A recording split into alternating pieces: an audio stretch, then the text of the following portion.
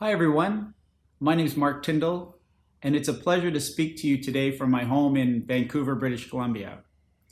I would especially like to recognize Jerry Stimpson and David Sweener, who are co-chairing this session, for their inspirational guidance and wisdom that I have benefited from over the years. I am an accidental voice in the vaping world.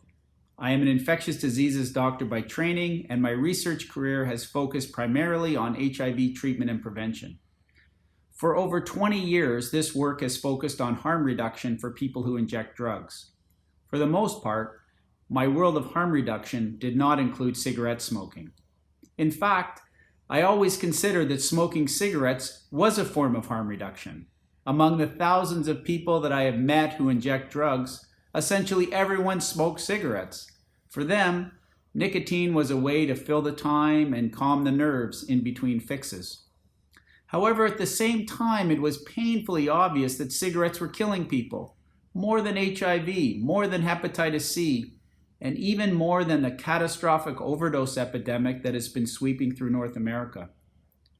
Death from cigarettes is slow, insidious, and rarely makes the news. And while many people who inject drugs may hope for a life that is free of addiction, smoking is way down on the list of priorities. Dying of smoking-related causes in 20 or 30 years is not a strong motivator compared with the daily grind of heroin or cocaine addiction. Another reason to avoid the topic of smoking was because, at least until vaping, there was not much to offer. Like most medical professionals, I often encourage people to stop smoking. But if they chose to smoke, then basically they were on their own. From a clinical standpoint, smoking had a perverse benefit. People who smoke need doctors to fix their hearts, their lungs, and their cancers. I'm not saying that doctors don't care if you smoke, but there is little incentive to get you to stop. Just look at how we have dealt with smoking over the years. At the best, we offer people a nicotine patch or some gum and tell them it may help them stop. For the most part, in public health, we have relied on shaming, exclusion, nasty pictures on packages, and taxation. Besides humiliation, inconvenience, and financial hardship, it is unclear what this has accomplished. Then around 2012, I heard about vaping. This was the very definition of harm reduction, taking an inherently risky activity and making it way less risky. For things like lung cancer and heart disease, vaping pretty much eliminated all of the known toxins that cause these diseases. The amazing thing about vaping was that for many people, it was even more attractive and satisfying than cigarettes. Nice flavors, no stinky clothing, and you could even control the nicotine concentration. Yet, 8 years later, who would have thought that throwing a lifeline to people who smoke cigarettes would be so contentious? It should have been a slam dunk. By now, leading public health authorities around the world should have launched global campaigns to rid the world of cigarettes through vaping. But that just hasn't happened. I was asked today to speak about whether there were any lessons to be learned from my work in harm reduction. What did it take to get easy access to methadone? How did we get needle distribution programs off the ground? What did it take to get the first supervised injection site going? How are we expanding heroin prescription and other opioid dispensing programs? Well, it turns out that after all this time, harm reduction for substance use of any kind still faces extreme opposition. Whenever there is an abstinence-based option, the default response is always abstinence. Just say no. Why would we even consider safer? Who cares if something is 50% safer or 80% safer or even 95% safer when you can make it 100% safer if you quit? Of course, this argument flies in the face of reality. People like using substances. People become dependent and can't seem to stop. Some people would rather die than quit. So of course we need safer products and provide safer ways to use substances, even if it is just 10% safer. While obstacles around tobacco harm reduction may be different from illegal drugs, the arguments put up to prevent harm reduction are not that dissimilar. there are at least 6 reasons why harm reduction is not supported. The first is a moral argument. Drugs are bad. In some places, we still aspire to a drug-free society. Why would we do anything to address drugs? People should just stop using them. The second argument is that harm reduction actually promotes drug use by making it safer. If it is not as likely to kill you, maybe more people will want to use drugs. The third argument is that harm reduction sends the wrong message to our youth. While we may have people out there using substances, any interventions that makes it less harmful may embolden the next generation to do the same. We should make these substances as dangerous as possible to discourage young people from trying them. The fourth argument is the enabling one. Harm reduction just enables people to continue using drugs when they should be forced to hit rock bottom and change their ways. The fifth argument is financial. Harm reduction is a waste of money, especially if it is taxpayers' money. Why would we spend money on people who choose to do risky things? Money should be spent on people who are worthy of our generosity. And finally, harm reduction programs are bad for communities because it attracts the wrong people.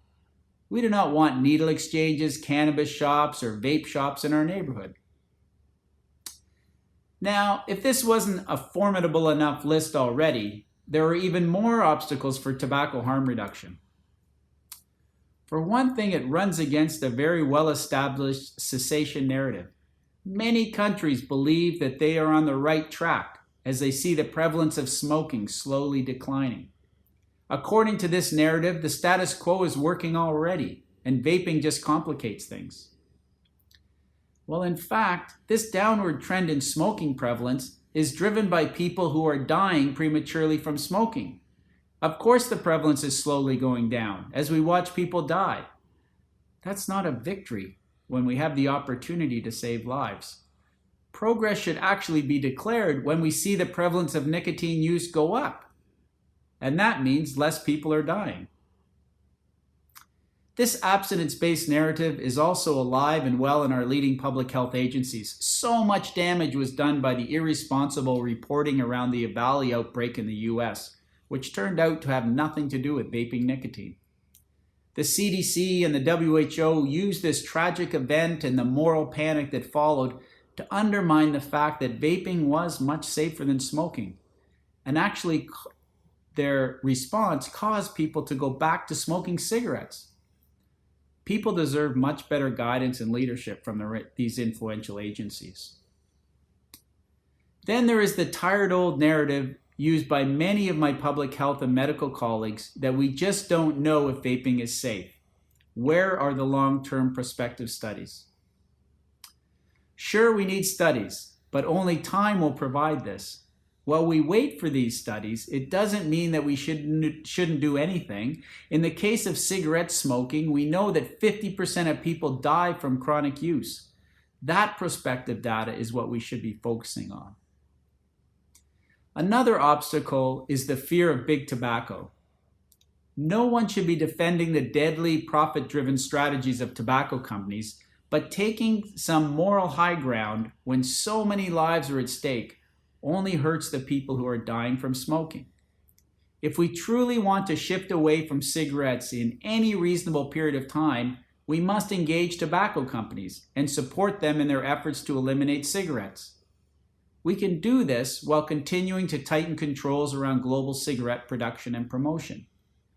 It should be noted that some of the most respected voices in the vaping movement are people who have spent their lives fighting tobacco companies, but understand that no engagement means no progress.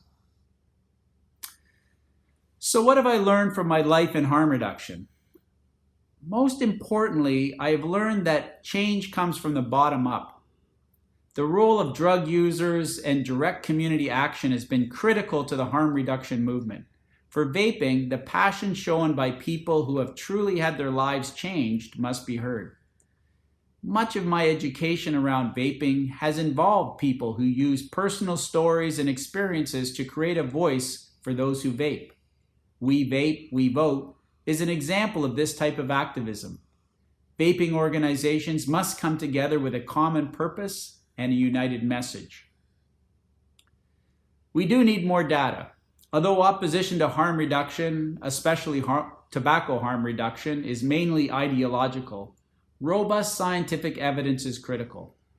The scientific evaluation of Insight, North America's first supervised injection site in Vancouver, was supported by over 40 peer-reviewed scientific studies. We need to produce robust scientific evidence around vaping, including long-term outcome studies. I have also learned that legal channels can be effective. Again, in the case of Insight, the Conservative government, who was adamantly opposed to the site, was forced to take this case all the way up to Canada's Supreme Court, where the justices voted 9-0 in favor of keeping Insight open. This ruling is now a key pillar in scaling up supervised injection sites across Canada. Legal challenges to laws that limit access to life-saving interventions, like vaping, should be launched. At the end of the day, access to vaping is simply a human right. People have the right to access a safer product, much like they have the right to supervised injection sites and HIV medications.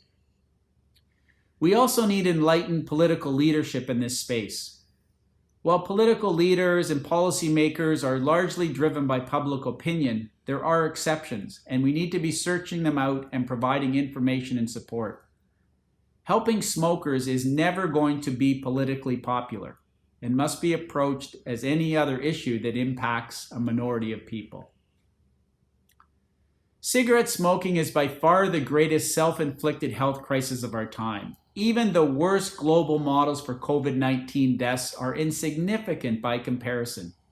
For many of us who are taking the time to join the Global Forum on Nicotine, we know that vaping offers an incredible opportunity to make the world a healthier place and prevent so much pain and suffering.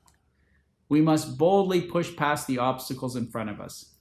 If my career in public health and harm reduction has taught me just one thing, it would be persistence.